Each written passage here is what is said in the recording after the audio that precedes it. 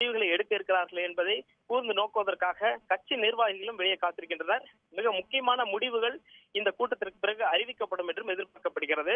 இன்னும் இப்போதுதான் தொடங்கி இருக்கின்ற காரணத்தினால் இன்னும் இந்த சற்று நேரங்களுக்கு இந்த கூட்டமானது நடைபெறும் என்று எதிர்பார்க்கப்படுகிறது. தங்கமணி, இந்த கூட்டத்திற்கு யார் தலைமை தாங்கி இருக்கிறாங்க? யாரோட தலைமையில இந்த ஆலோசனை கூட்டம் நடைபெற்றுக் கொண்டிருக்கிறது? அதை பத்தி சொல்லுங்க. அதாவது இந்த கூட்டத்தை பொறுத்தவரையில் பார்த்தோம் என்றால் அவைத்தலைவர் மதுசூதனன் தலைமையில் இந்த கூட்டமானது நடைபெறுகிறது என்று கூறப்படுகிறது. இன்னொரு பக்கம் கருத்தாக OPS அதாவது பன்னீர்செல்வம் தலைமையில் நடைபெறுவதாக இன்னொரு கருத்தும் கூறப்படுகிறது.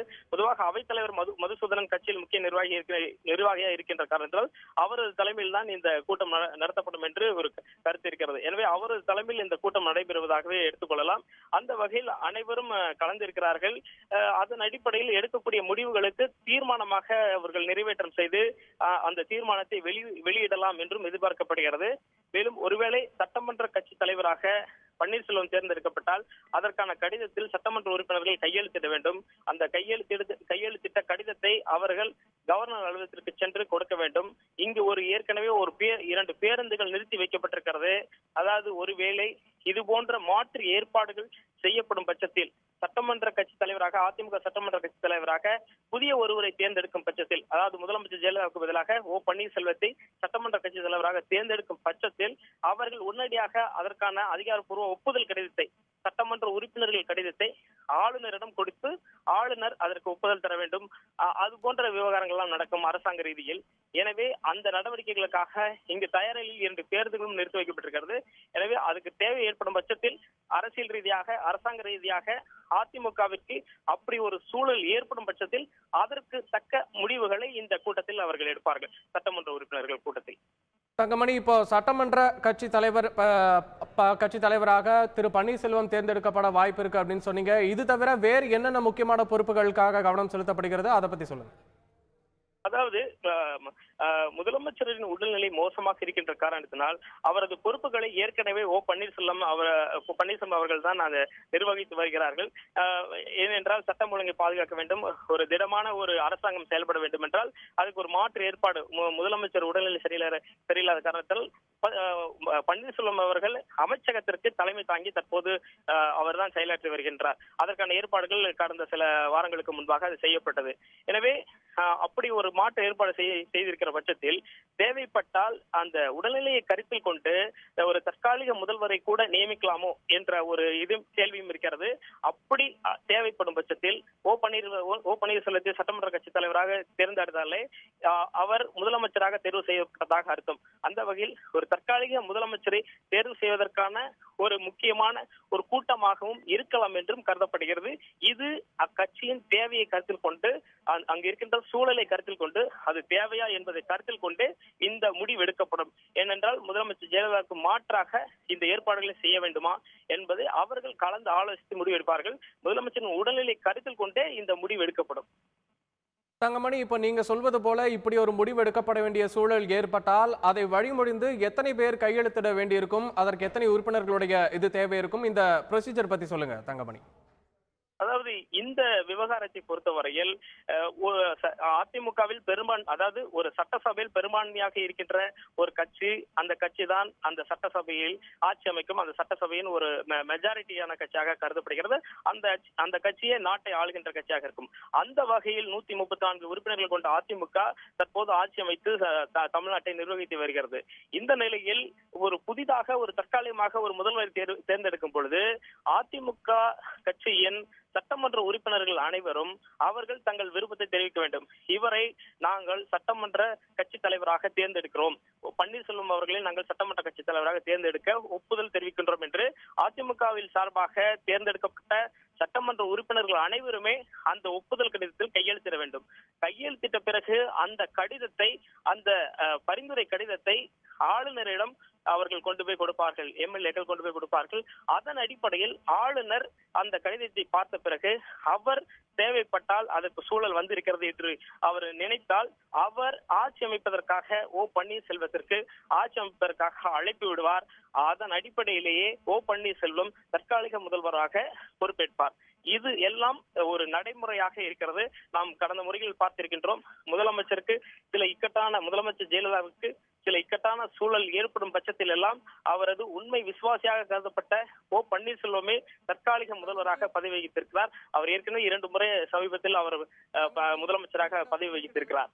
எனவே இது போன்ற காரணங்களை கருத்தில் கொண்டு இந்த விவகாரத்தில் இது போன்ற ஒரு நடைமுறைகள் தான் பின்பற்றப்படும். அதன் அடிப்படையிலேயே அடுத்து அரசியல் ரீதியாகவும் அரசாங்க ரீதியாகவும் சில மாற்றங்கள் செய்யக்கூடும். தங்கமணி, இப்ப நீங்க சொன்னீங்க அது என்ன மாதிரியோட ப்ரொசீஜர் அப்படின்றத மிக தெளிவா சொல்லியிருக்கீங்க. தற்பொழுது சென்னை ராயப்பேட்டையில் உள்ள அதிமுக தலைமை அலுவலகத்தில் அக்கட்சியின் எம்எல்ஏக்கள் கூட்டம் நடைபெற்று வருகிறது. இன்று மாலையிலேயே இந்த கூட்டம் நடைபெற இருந்தது. ஆனால் திடீரென அந்த முடிவு மாற்றப்பட்டு இப்போது நடைபெற்றிருக்கிறது. இதற்கான காரணம் என்னவென்றால், பெரும்பாலான எம்எல்ஏக்கள் மாலையில் கூட்டத்திற்கு வந்திருந்த போதிலும் ஓ பன்னீர்செல்வம் உள்ளிட்ட 5 மூத்த அமைச்சர்கள் மாலை நடைபெறுவதாக அந்த கூட்டத்திற்கு வரவில்லை. எனவேதான் அது ஒத்திவைக்கப்பட்டு தற்போது அந்த எம்எல்ஏக்கள் கூட்டம் நடைபெற்று வருகிறது.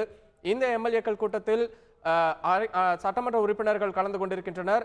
அமைச்சர்கள் ஓ பன்னீர்செல்வம், எடப்பாடி பழனிசாமி, தங்கமணி, SP வேலுமணி மற்றும் நாடாளுமன்ற துணை சபாநாயகர் தம்பிதுரை ஆகியோர் அங்கு பங்கேற்கின்றனர். தங்கமணி, இப்ப இந்த நடைமுறை குறித்து சொன்னீங்க. இப்போ ஒருவேளை இந்த மாதிரி ஒரு பரிந்துரை கடிதம் கொடுக்க வேண்டியிருக்கும் அப்படின்னா ஆளுநர்கிட்ட கொடுக்கணும் அப்படின்னு சொன்னீங்க. இந்த பரிந்துரை கடிதம் கொடுக்கறதா இருந்தா இன்று நள்ளிரவே ஆளுநரை சந்தித்து கொடுக்கறதுக்கான வாய்ப்பு இருக்கா? அதை பத்தி சொல்லுங்க. நிச்சயமாக அதற்கான வாய்ப்புகள் அதிகம் இருக்கின்றன. ஏனென்றால் அரசாங்க ரீதியாக இருக்கின்ற சூழலை பொறுத்தே அரசாங்க நடவடிக்கைகள் மேற்கொள்ளப்பட்டு வருகின்றன. எனவே சட்டம் ஒழுங்கு பிரச்சனை மற்றும் நாட்டை ஆள வேண்டிய ஒரு முறைப்படி ஆள வேண்டிய முக்கியத்துவம் வாய்ந்த இந்த நிகழ்வில் நேரம் காலம் பார்க்காமல் தான் அரசாங்க நிர்வாகம் செயல்படும். எனவே இந்த விஷயத்தை பொறுத்த வரையில் இந்த ஒரு இக்கட்டான சூழலில் எந்த மாதிரி நடவடிக்கை எடுக்க வேண்டும் என்பதை பார்த்து அதற்கேற்ப கவர்னர் முடிவெடுப்பார். அதனால்தான் கவர்னர் மும்பையிலிருந்து கவர்னர் உடனடியாக அவசரமாக நேற்று சென்னை வந்தடைந்தார். எனவே இந்த வேலைகளை செய்வதற்காக கவர்னரும் இது போன்ற ஏதேனும் இக்கட்டான சூழல் ஏற்பட்டால் அதை சமாளிக்க வேண்டும் என்பதற்காகத்தான் கவர்னரும் தற்காலிக கவர்னரை நியமிக்கப்பட்டுள்ள வித்யாசாகர் ராவும் சென்னை வந்து தற்போது இங்கு இருக்கின்றார். எனவே அப்படி ஒரு சூழல் ஏற்படும் பட்சத்தில் உடனடியாக இந்த ஏற்பாடுகளை செய்யக்கூடும். ஒருவேளை முதலமைச்சர் ஜெயலலிதாவுக்கு ஏதாவது ஏற்பட்டால், அதாவது அவரால் இந்த மேற்கொண்டு பதவிகளில் வைக்க முடியாத சூழல் ஏற்பட்டால் மாற்று ஏற்பாடுகளை செய்ய வேண்டிய வரும். அப்படி செய்யும் பொழுது இது போன்ற ஏற்பாடுகளுக்கு தயார் நிலையிலேயே அரசாங்கம் இருக்க வேண்டும். ஏனென்றால் அதன் பிறகுதான் மற்ற நடைமுறைகளை எல்லாம் செய்ய முடியும். எனவே முறைப்படி ஒரு தற்காலிக முதலமைச்சரை தேர்ந்தெடுக்கப்பட்ட பிறகு சில நடைமுறைகள் எல்லாம் இருக்கிறது, நடைமுறை சிக்கல்கள் எல்லாம் இருக்கிறது. அதையெல்லாம் செய்ய முடியும், சில அறிவிப்புகளை எல்லாம் வெளியிட முடியும் என்ற ஒரு கருத்தும் நிலவுகிறது. எனவே அதன் அடிப்படையிலேயே இந்த செயல்பாடுகள் இருக்கும். தேவைப்படும் பட்சத்தில் இப்போதே கூட்டம் முடிந்து அவர்கள் கவர்னர் அலுவலகத்துக்கு செல்ல வேண்டும் என்று நினைத்தால் இப்போதே கூட அவர்களுக்கு செல்லக்கூடும். தங்கமணி, இந்த கூட்டத்துல எத்தனை பேர் பங்கேற்றிருக்கிறாங்க? இன்னும் எவ்வளவு நேரம் இந்த ஆலோசனை கூட்டம் நடைபெற இருக்கிறது? எவ்வளவு நேரத்துல முடியுன்றதை பத்தி நம்மளால ஏதாவது சொல்ல முடியுமா? அதாவது அதிமுகவின் வரலாற்றில் மிக முக்கியத்துவம் வாய்ந்த ஒரு சட்டமன்ற உறுப்பினர்கள் கூட்டமாக இது கருதப்படுகிறது.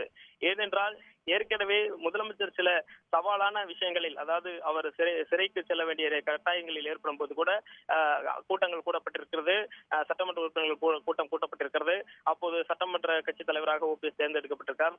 அதெல்லாம் அசாதாரணமான சூழலாக இருந்தாலும் கூட இது போன்ற மிக இக்கட்டான ஒரு சூழல் கிடையாது. எனவே இப்போது இருக்கின்ற ஒரு சூழல் என்பது மிக ஒரு இக்கட்டான சூழலாக இருக்கிறது. எனவே இந்த கூட்டத்தில் பெரும்பாலான சட்டமன்ற உறுப்பினர்கள் கலந்து கொண்டிருக்கின்றனர். வெளியூர்கள் எல்லாம் இருந்த சட்டமன்ற உறுப்பினர்கள்லாம் நேற்றே உடனடியாக கிளம்பி சென்னைக்கு வந்தடைந்தனர். முக்கியமான அமைச்சர்கள் அனைவரும் சென்னைக்கு வந்தடைந்தனர். அதாவது இப்போது நடைபெறுகின்ற இந்த கூட்டத்தில் மூத்த அமைச்சர்களான ஓ பன்னீர்செல்வம், எடப்பாடி பழனிசாமி, SP வேலுமணி, தங்கமணி போன்றவரெல்லாம் கலந்து கொண்டிருக்கிறார்கள். மேலும் துணை சபாநாயகரும் கலந்து கொண்டிருப்பதாக கூறப்படுகிறது. எனவே மேலும் அமைச்சர்கள் வளர்மதி, ராஜேந்திர பாலாஜி, நிலோஃபர் கபில், சேவூர் ராமச்சந்திரன், சரோஜா, MC சம்பத் போன்ற அமைச்சர்களும் இந்த கூட்டத்தில் கலந்திருக்கிறார்கள். அதே போல ஜெயக்குமார் போன்ற மூத்த அமைச்சர்களும் கலந்து கொண்டிருக்கிறார்கள். எனவே அரசியல் முக்கியத்துவம் வாய்ந்த மிக முக்கியமான ஒரு கூட்டமாக, ஒரு சட்டமன்ற கூட்டமாக, சட்டமன்ற உறுப்பினர்கள் கூட்டமாக இந்த கூட்டமானது இருக்கிறது.